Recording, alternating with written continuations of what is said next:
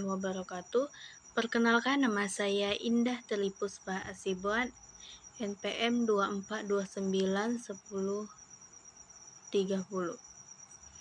Di sini saya akan mempresentasikan makalah saya yang berjudul Manjat-manjat Pemikiran dalam Sosiologi Hukum. Baik, terlebih dahulu kita masuk ke latar belakangnya. Sosiologi hukum menekankan bahwa hukum tidak dapat dipahami terlepas dari konteks sosial. Ia mempelajari bagaimana hukum mempengaruhi perilaku sosial dan bagaimana norma-norma sosial membentuk hukum. Manjat ini muncul sebagai kritik terhadap positisme hukum yang memisahkan hukum dari nilai-nilai sosial dan moral. Sosiologi hukum berusaha untuk mengintegrasikan dimensi sosial dalam studi hukum. Sosiologi hukum mengkaji hukum sebagai produk dari proses sosial yang kompleks, termasuk integrasi kekuasaan, budaya, dan konflik. Manjat ini juga melihat bagaimana perubahan sosial seperti globalisasi dan perubahan nilai mempengaruhi perkembangan dan implementasi hukum.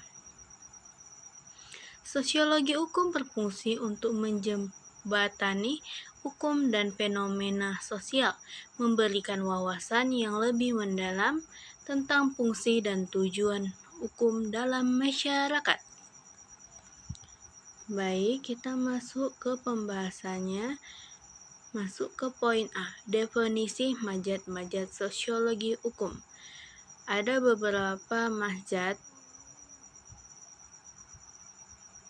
dan pengertiannya, yaitu manjat positisme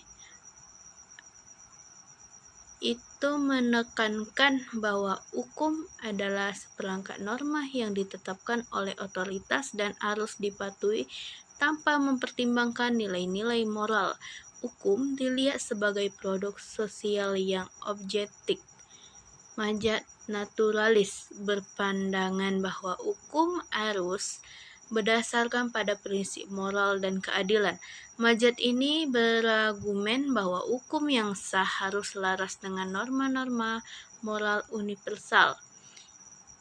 Manjat realisme hukum menyatakan bahwa hukum tidak hanya terdiri dari teks legal, tetapi juga dipengaruhi praktik dan keputusan hakim.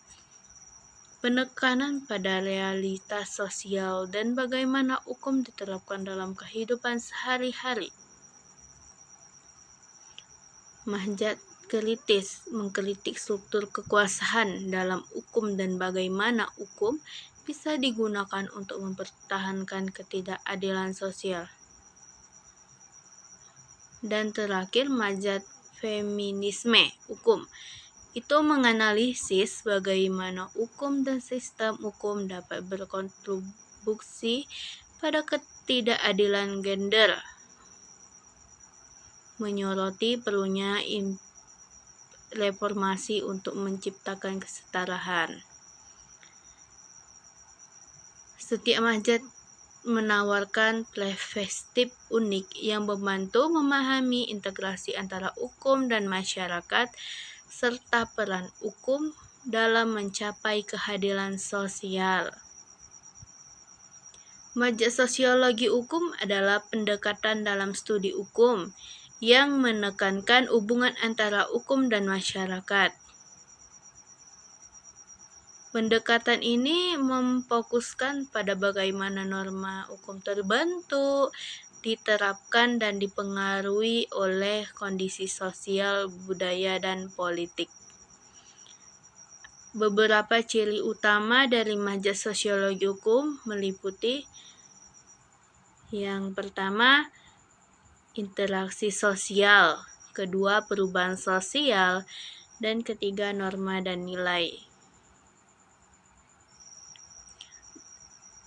Di sini ada definisi serta karakteristik utama dari beberapa manjat sosiologi hukum adalah sebagai berikut.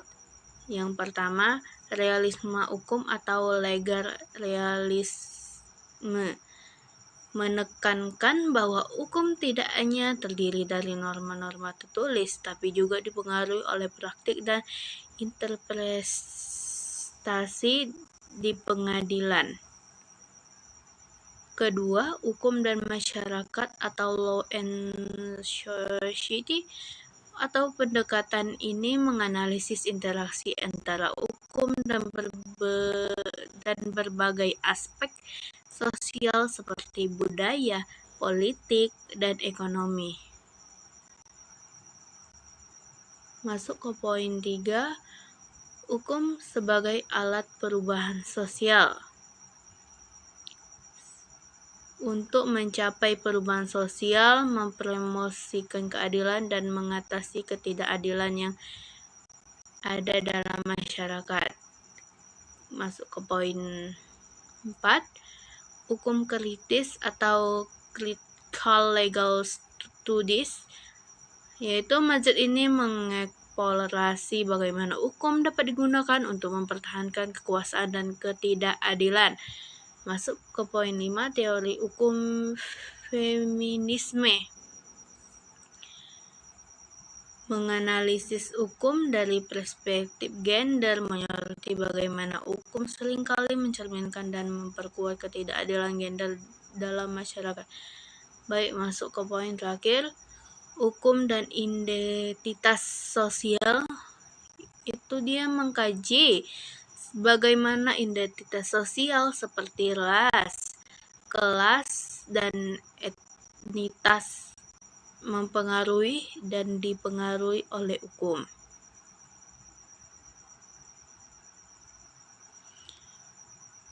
Di sini ada tokoh-tokoh penting dalam mazhab hukum sosial. Ada 2 tokoh. Yang pertama, Emil Durkheim menekankan pentingnya memahami hukum sebagai refleksi dari norma dan nilai masyarakat, menganggap hukum sebagai alat untuk menjaga solidaritas sosial. Masuk ke pendapat Ross Coephon, itu berfokus pada hubungan antara hukum dan kebutuhan sosial, memperkenalkan konsep sosiologistal jurisprudensia yang menekankan bahwa hukum harus beradaptasi dengan perubahan sosial untuk memenuhi kepentingan masyarakat. Jadi, keduanya memberikan wawasan berharga tentang interaksi antara hukum dan konteks sosialnya, membantu kita memahami bagaimana hukum berfungsi dalam masyarakat yang dinamis. Kita masuk ke poin B, perspektif positisme dalam sosiologi hukum.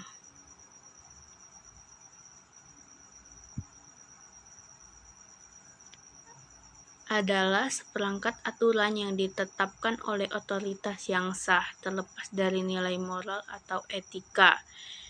Dalam konteks sosiologi hukum, perspektif ini membedakan antara hukum dan moralitas dengan beberapa cara.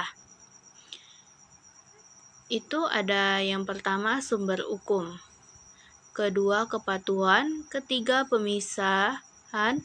Keempat, fungsi sosial. Positisme dalam sosiologi hukum adalah pendekatan yang menekankan pentingnya fakta-fakta empiris dan realitas sosial dalam memahami hukum. Ada beberapa poin kunci dari perspektif ini. Yang pertama, fokus pada fakta empiris. Kedua, hukum sebagai produk sosial. Ketiga, hukum dan moralitas. Keempat, peran pengamat. Masuk ke poin C, praktik hukum dalam mazhab realisme. Adalah mazhab realisme ini dia berfokus pada penerapan hukum yang lebih memperhatikan konteks sosial dan realitas empiris ketimbang hanya pada norma-norma yang kritis. Berikut ada beberapa poin tentang praktik hukum dalam mazhab ini. Yang pertama, fokus pada realitas sosial.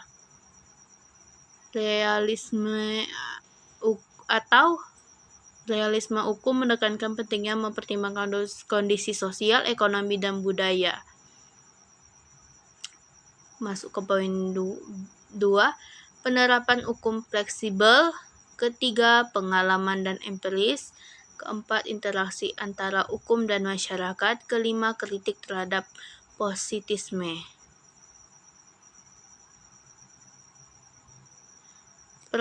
Praktik hukum dalam mazhab realisme ini dia bertujuan untuk menciptakan keadilan yang lebih substantif dengan menjembatani antara teori hukum dan kebutuhan praktis masyarakat.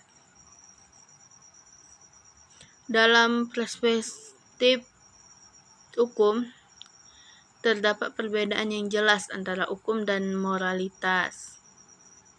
Ini kita masuk ke poin D, peran praktik hukum dalam mazhab realisme. Peran praktik hukum dalam mazhab ini itu mencangkup pengamatan kasus nyata atau realisme hukum, menekankan pentingnya studi kasus konkret untuk memahami bagaimana hukum berfungsi. Dia bisa membantu mengidentifikasi bagaimana norma-norma diterapkan dan diinterpretasikan oleh pihak-pihak yang terlibat. 2. Fleksibilitas hukum. Itu praktik hukum dianggap lebih dinamis, di mana hukum beradaptasi dengan perubahan sosial dan kontekstual. Ini menunjukkan bahwa norma hukum dapat bervariasi tergantung pada situasi spesifik. Ketiga, peran hakim dan pengacara. Itu dia realisme hukum menekankan pengaruh individu seperti hakim dan pengacara dalam penerapan hukum. Keputusan mereka itu dapat menciptakan preseden yang mempengaruhi praktik hukum selanjutnya. Baik, kita masuk ke poin E, aliran dan mazhab dalam sosiologi hukum. Pada dasarnya, lahir dari hasil pemikiran para ahli di bidang filsafat hukum maupun sosiologi hukum.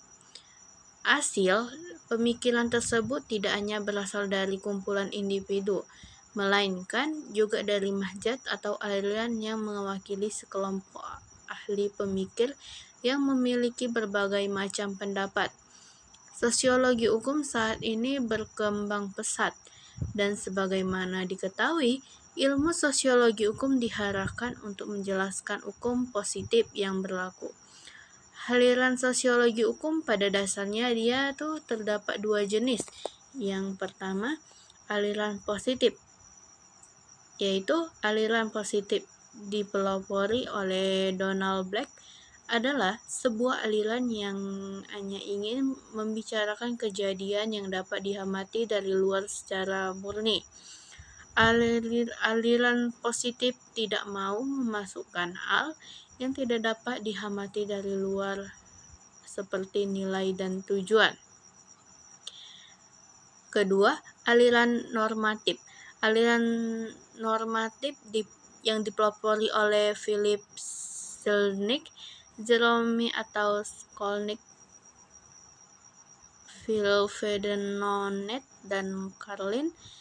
Menurut aliran normatif, hukum bukan hanya fakta yang diamati, melainkan juga suatu institusi nilai. Sebagai institusi nilai, hukum bekerja untuk mengekspresikan nilai tersebut dalam masyarakat.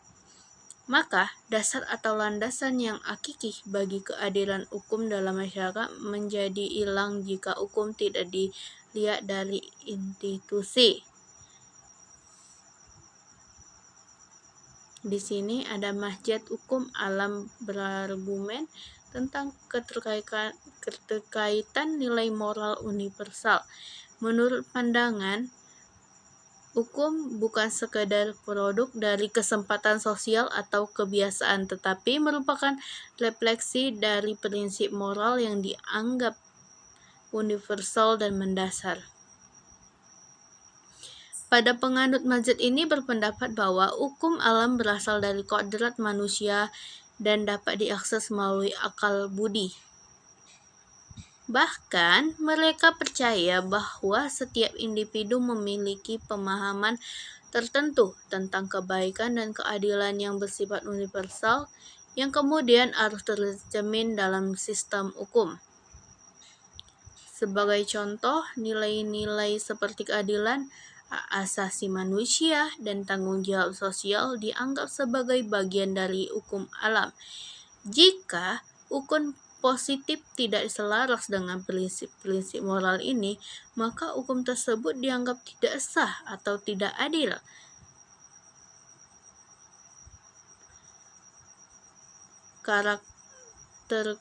Keterkaitan antara hukum dan nilai-nilai moral universal terletak pada keyakinan bahwa hukum seharusnya mencerminkan prinsip-prinsip moral yang dianggap benar dan adil oleh masyarakat.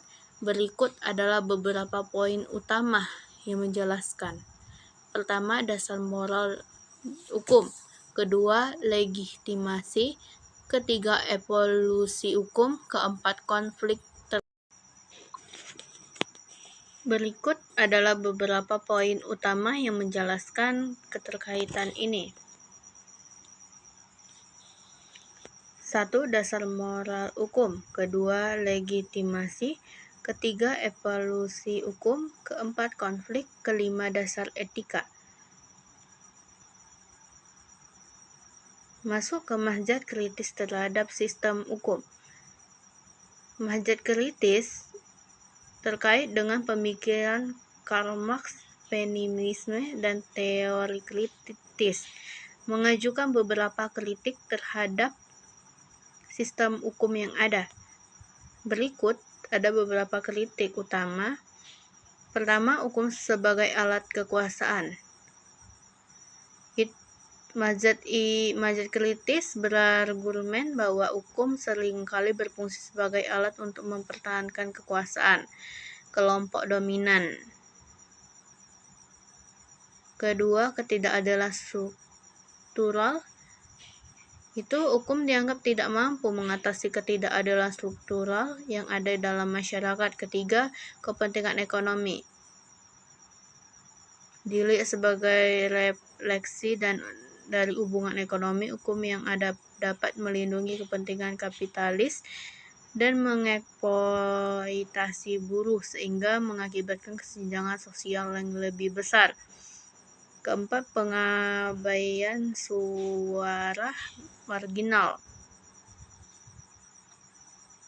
yaitu bahwa hukum sering mengabaikan pengalaman dan kebutuhan kelompok marginal seperti perempuan dan minoritas. Kelima, proses hukum yang rumit. Hukum yang kompleks dan mahal dapat menghalangi akses keadilan bagi masyarakat yang kurang beruntung. Dengan kritik-kritik ini, mazhab kritis membantu memperluas pemahaman tentang ketidakadilan sosial, menunjukkan bahwa hukum tidak hanya sekadar aturan yang harus dipatuhi, tetapi juga mencerminkan dinamika dan ketidaksetaraan yang ada dalam masyarakat.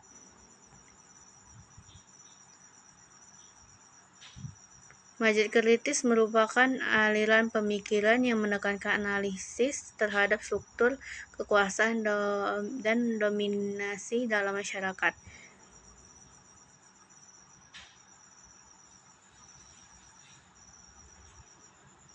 Baik, di sini kita masuk ke penutup. Kesimpulannya, demikian pembahasan dalam materi yang saya susun dalam makalah ini.